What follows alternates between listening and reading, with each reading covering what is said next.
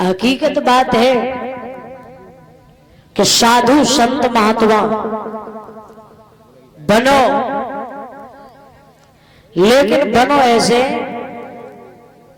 कि अगर किसी के साथ अच्छा ना करो तो बुरा करने की कोशिश ना करो। और साधु संत महात्मा का जीवन यही होता है कि साधु संत बनने से एक तपस्वी हो जाना चाहिए। क्यों? कि ना घर से मतलब, ना परिवार से मतलब, ना किसी रिश्तेदार से मतलब, केवल मतलब किससे है? भगवान के प्रेम में। वही तो बता रहे साधु संत महात्मा यही सबसे बढ़िया है। क्यों? अगर भला किसी के लिए अच्छा नहीं कर सकते तो बुरा नहीं कर रहे। अब हमने देखा, हमने माफ करना महात्मा जी आपकी बात तो नहीं कह रहे, हमसे एक महात्मा ने कहा कि ये भागवत का भोजन ग्रहण नहीं करना चाहिए। हमने कहा अच्छा महात्मा जी कि हाँ। हमने कहा क्यों नहीं करना चाहिए? कि ये भागवत का, हम आप तो कहते हैं प्रसाद है, कहते हो प्रसाद होता। वो महात्मा जी हमसे बोले ये भागवत का प्रसाद नहीं होता। हमने क्या होता? कि ये तो श्राप का भोजन होता है। राजा परीक्षित को श्राप लगा था, राजा परीक्षित की 7वें दिन मौत हुई, तो ये तो एक 13वीं की तरह भंडारा हो गया।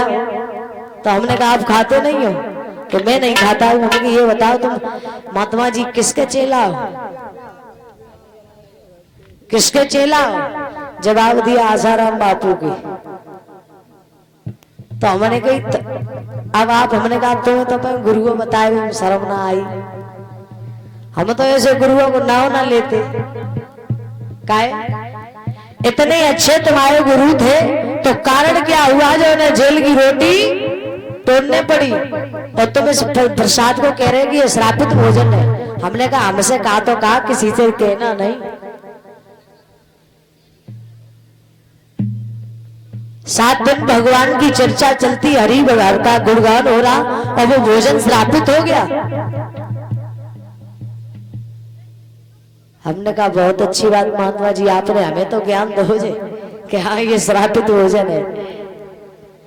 तो कहते हैं साधु संत का जीवन वही है कि भला हम आप कहते हैं कि गुरु बनाओ, और इस कलयुग की मैं बात कर रही हूं, भला हमारी सोच से तो यही है कि भला इस कलयुग में किसी को गुरु बनाना नहीं चाहिए। क्यों? गुरु का ये काम होता है, गु माने अंधकार और रू माने प्रकाश। जो अंधकार से प्रकाश की ओर ले जाए उसे कहते हैं गुरु। और आजकल कोई ऐसा गुरु ना है जो तुम्हें अंधकार से प्रकाश में ले जाए। भगवान का सोचते हैं कोई गुरु हो कि जामाई एक अगर सही है तो जाके दोनों फूट जाए। है गांव में अगर 50 घर हैं और एक घर में लाइट आ रही, 49 घर ऐसे ही हैं, तो वे जे सोचिए कि कौन देना हो जानना जाके बल्ब फ्यूज हो जाए।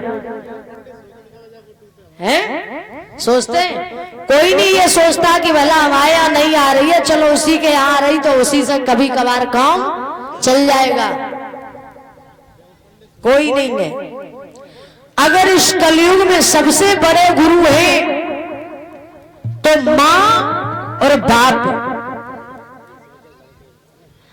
माता पिता के अलावा कोई और इस कलयुग में गुरु नहीं है और हो भी नहीं सकता।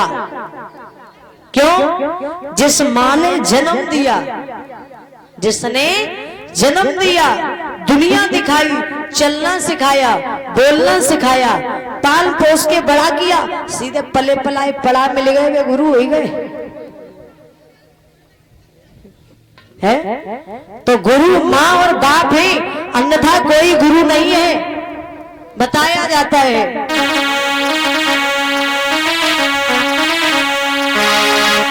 कि मिलते नहीं दोबारा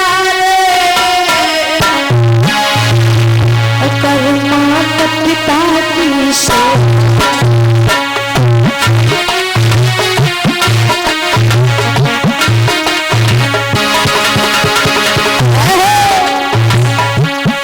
मिलते नहीं दोबारा